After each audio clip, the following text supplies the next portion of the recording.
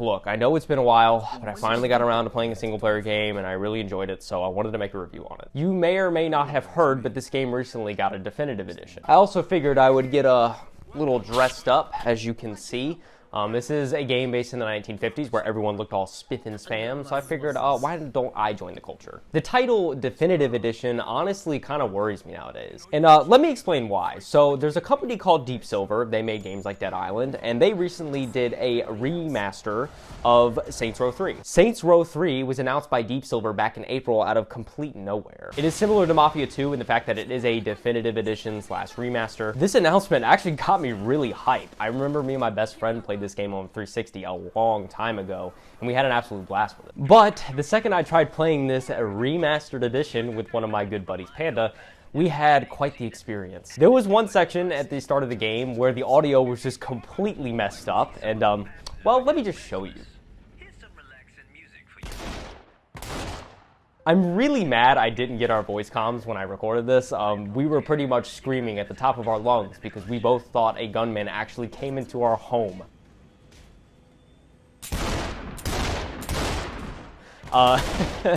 It was absolutely ridiculous. There was a whole mess of other bugs that actually came up in the 1.5 hours we played it.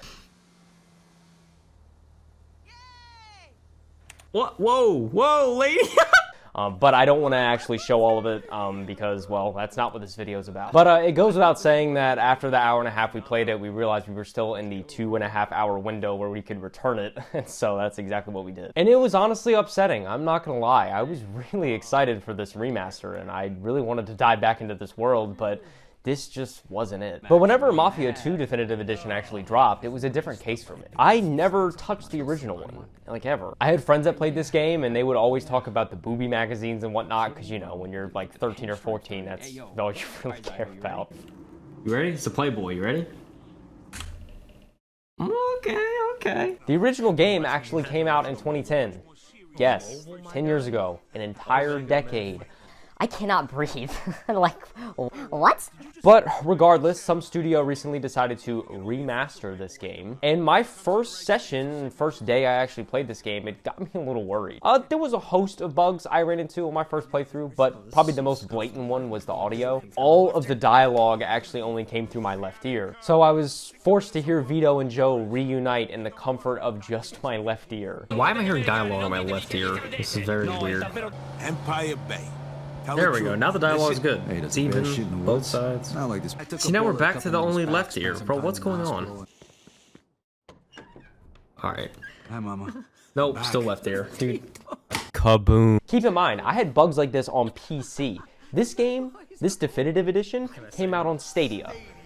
I can't even begin to imagine what that release was like. Before I get any further, you're probably wondering who these two people are. And, well, it's time to talk about the story. Do a little synopsis.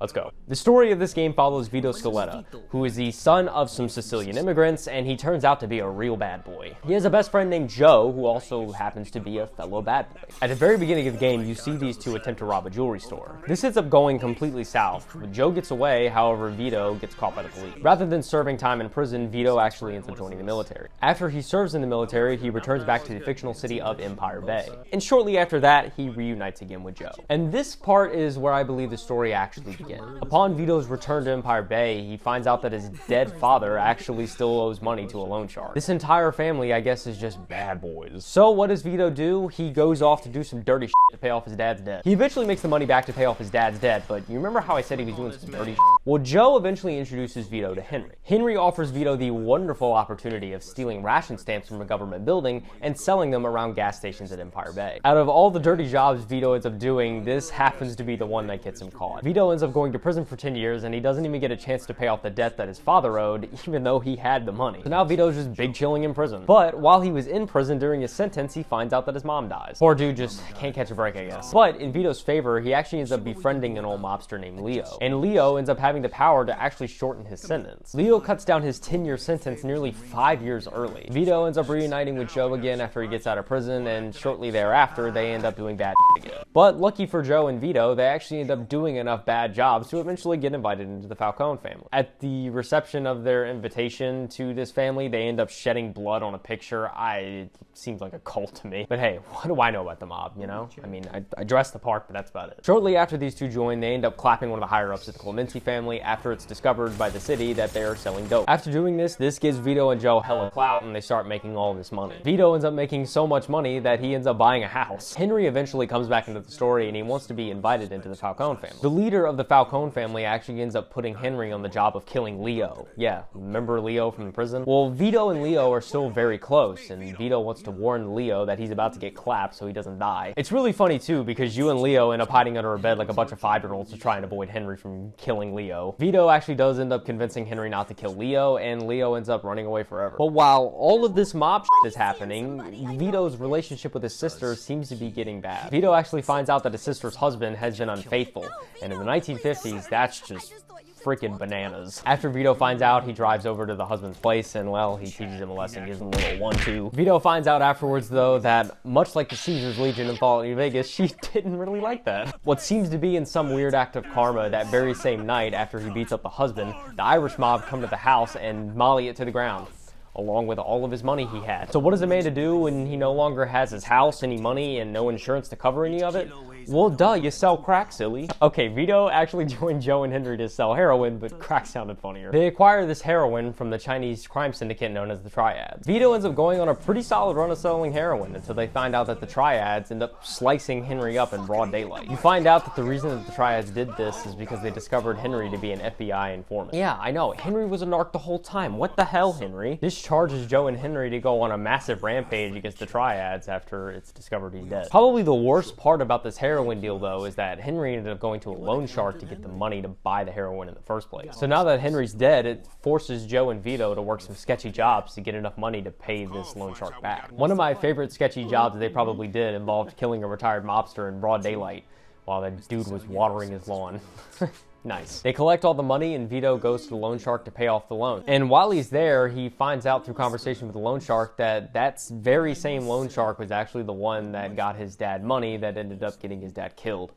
It feels bad, man. Vito also finds out after paying this debt that Derek, one of the first mobsters you meet in the game, was actually the man responsible for your father's death in the first place. Of course, Vito is upset and ends up clocking this dude on a balcony. But while that's happening, you find out that Joe gets captured by the Vinci family, one of the other crime families in Empire Bay. So this makes Vito go on a hunt to get his friend back. After you also manage to get kidnapped by the Vinci family, you end up breaking out with Joe and you go on a massive rampage, killing most of the family. So not only have they killed most of the Triads, but they killed most of the Vincies. All of this killing ends up sparking a massive gang war around the city. I mean, what did these two think was going to happen? After all of this, Vito eventually gets called upon by Carlo, the Don of one of the Mafia families, and he wants to meet him at a planetarium. On Vito's way to the planetarium, he actually gets pulled into a car by Leo. Yeah, Leo ends up coming back because Vito and Joe made such a ruckus, he had to return and help clear Vito's name. Leo explains to Vito in the car that once he goes to this planetarium to meet Don Carlo,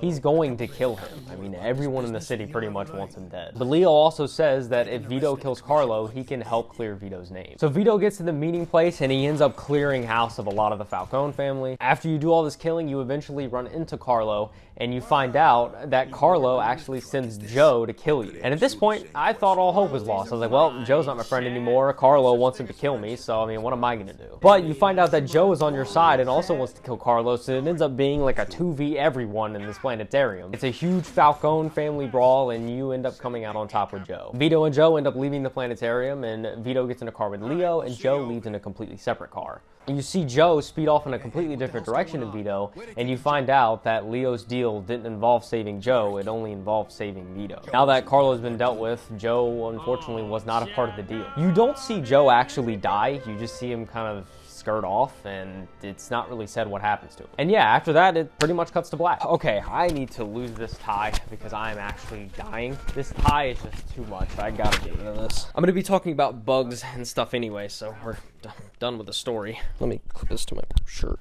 If I can Oh, yeah, I can breathe again. Okay, now that we're talking about bugs, we're no longer talking about stories, so I think it's time to loosen up the dress code a little bit. So many freaking buttons, man. I cannot roll the sleeve. What is wrong with me? You would think a 22-year-old would be able to roll some sleeves on a dress shirt, bro. I'm just this dumb. So like with all my story breakdowns, there's probably some things that I missed and plot points I missed, yada, yada, yada. Like, for example, I completely left out the DLC in my playthrough.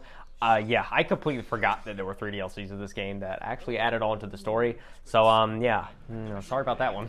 One thing that is nice with this remastered collection is that the DLC actually comes with Mafia II Remastered completely free. But speaking of remasters, that brings me to the next section. Let's talk about this remastered gameplay, shall we? Remember when I talked about the remastered definitive edition gameplay earlier? I didn't want to play the remastered Saints Row 3 because I had already played the game in its entirety, and the remaster was just so atrocious, I didn't even want to waste that time. And if I want to keep 100% honesty, I mean, if I would have played through Mafia 2 originally, I don't think I would have played this remaster. People online have expressed a copious amount of concerns about this remaster, and now that I've played through the main story, I can see what they're talking about. I mentioned this earlier as well, but I'm going to mention it again. My first session of this game that I played, it got me really, really worried about the entire playthrough, which I just so happened to stream on twitch.tv/MrJKHeath. You should go check it out.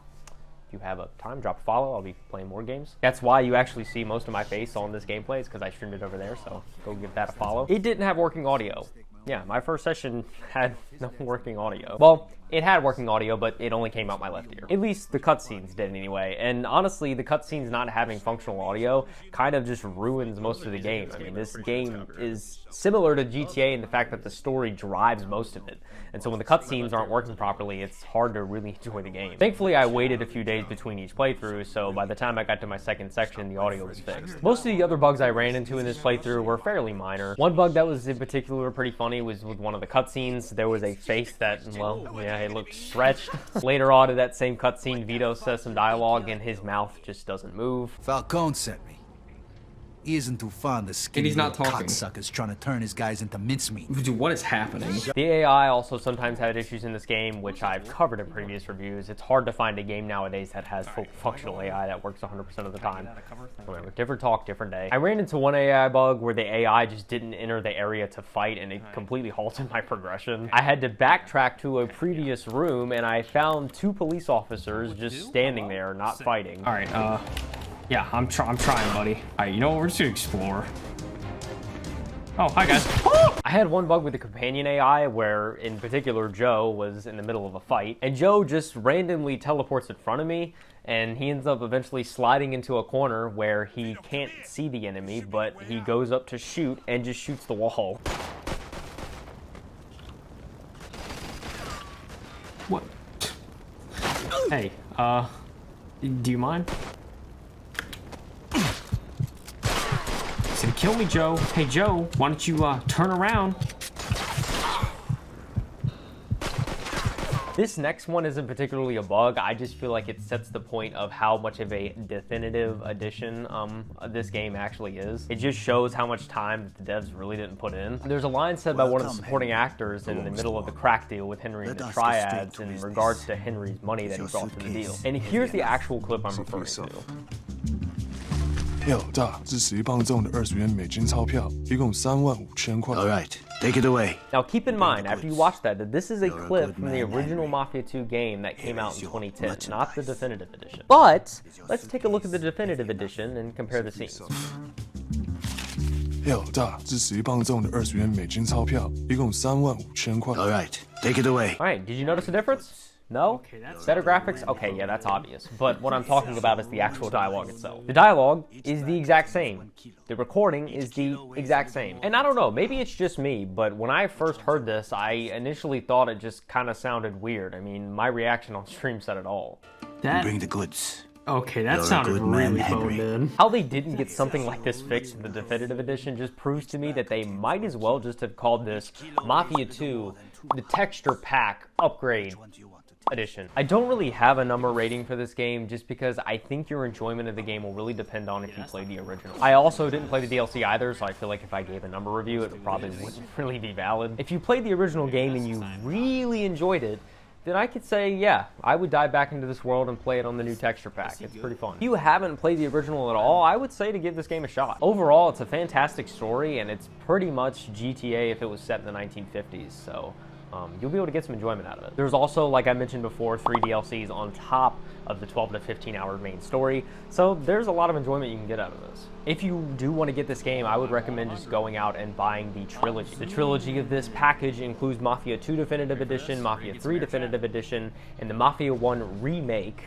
Yes, remake from the ground up when that comes out in August. And the best part is it's only 60 bucks. I mean, you get 3 games and all the DLC and content for 60 bucks. You really can't beat that. I think the fact that Mafia 1 is going to be a fully fledged remake and you get it within the package if you only pay $60 is honestly worth it in itself. I know I personally never played the first one, so I am actually really looking forward to that remake. I do also plan to make a review of that one as well, so if you also want to see that Mafia 1 review and any other reviews I do between now and August, make sure you drop a subscription and ting that bell, of course. Make sure you also leave a thumbs up on this video if you liked it, or a thumbs down if you didn't like it. Leave a comment of your thoughts down below. I'll be reading them. As always, thank you guys so much for watching. I really appreciate you being here. I appreciate you enjoying the content.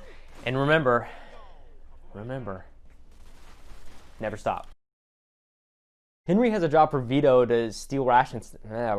Henry offers Vito a job of stealing ration stamps from a governor. Henry offers a Vito.